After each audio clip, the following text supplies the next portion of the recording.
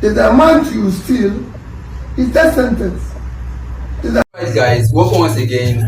So on that short clip you just watched is the moment the big man himself, Honorable Peter Obi actually made a statement regarding punishments, that should be given to corrupt leaders in Nigeria. In his statement, he actually said that okay, corrupt leaders, should be punished with death sentence. Of course, every Nigerians, especially the youth, will actually endorse this. Meanwhile, in another development, before you watch that video fully, the big man himself, our own very president, Tinubu, has been invited by the recent, selected pope, in pope coming from United States of America. He was invited to actually attend his inauguration. And although before then, the president has actually released a statement regarding the demise of, our former Catholic Pope. In his statement, he made a particular statement, via his Instagram account, and then I will read it out. So he said, "Today, with a heavy heart, I join the Catholic faith and Christians worldwide in mourning the passing of Pope Francis, a humble servant of God, tireless champion of the poor, and guiding light for millions. His passing, coming just after the celebration of Christ's resurrection, is a sacred return to his Maker at a time of renewed hope for Christians. His Holiness serves the Church and the Master of the Church until the end. In 2013, he stepped onto the global stage with a message of mercy, urging us to see the face of Christ in the marginalized, the refugees, the migrants, and the forgotten. He challenged the powerful to act with justice, called nations to welcome the stranger, and reminding us that our common home, this earth, is a gift we must protect for future generations.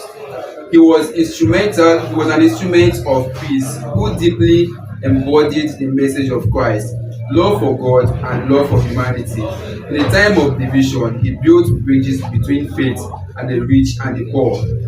In my 2025 Easter message, I joined the Christian faith in thanksgiving for the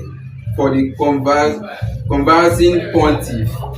I was happy to watch his appearance to deliver the traditional Easter Sunday blessing in St. Peter's Basilica. Alas, the Lord called him home a day after, making the world lose its most trenchant voice for justice and action against climate change. May the good Lord, whom he served with all his might, receive him into his eternal bosom. As we mourn the late pontiff, let us also celebrate his legacy. Let us honor him not with words alone, but with action, by lifting those who are down, healing our communities, and defending the dignity of every person. On behalf of the government and the people of Nigeria, I extend condolences to the Catholic Church, the global Catholic community, and the Christian faith. May God Almighty grant his beloved servant eternal rest. Well, this was actually a statement he released, on his Instagram account, before he was actually invited. Meanwhile, he did not actually attend, the burial of late Pope, which actually raised concerns. Although a lot of people said, okay, because he's not a Christian, that is actually why he did not attend. He actually sent, the deputy Senate president, Godswill Akpabio, who actually came back with a statement that okay, since our late Pope actually died with nothing on him, like he never had anything, because he willingly gave out all he had, that actually poverty is what did they call it? He said is a fortune, something that we should actually embrace, that is not a sin to be poor. That statement, which actually caused a lot of stir online, and people came out to blast him and then wished him what he actually said online. Meanwhile, for him to actually attend now, to be called upon to actually attend this particular event, is a big honor to Nigeria and to African community at large. Although many seem not to be surprised, because this Pope, who has been elected recently, was once a serving, archdeaconry in Nigeria. It shocked you that okay, Nigeria can actually dig up any news anytime, any day, especially once you actually touch their lips, they know the rest. Well, guys, what do you think? Let me allow you to watch the video of the big man himself, P2B, actually talking about how corrupt leaders, should actually be handled in the community. Watch the video, guys, and I'll be right back. Maybe what the Chinese people are doing. Make sure that the amount you steal is death sentence. The amount you steal is life imprisonment. The amount you steal is not less than 10 years imprisonment. So when you deal with it strictly, then you start investing in critical area of development which you can achieve organically by ensuring that those who will elect, one, are competent.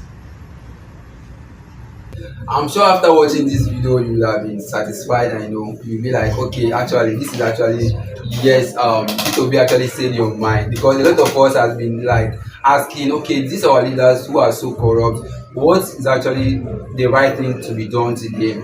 Like I said earlier, countries like China actually have this law of death sentence by hanging for every corrupt leader, and we've seen it over the years being actually carried out. We saw a woman who actually stole about $44 billion in China, and she was actually put to death without even having to go to court to try and whatever like we do it here in Nigeria. We saw Yaya Bello allegedly stealing over about hundreds of dollars, about $500 million. Yet nobody had anything to say about it. He's even living with the protection of Nigerian police. This is a community we all are living in, and we are trying our hardest way to actually break out from this. Let me know your opinion in the comment section. Don't forget to like, subscribe, and also share to your loved ones. See you on my next video. For now, I'm out.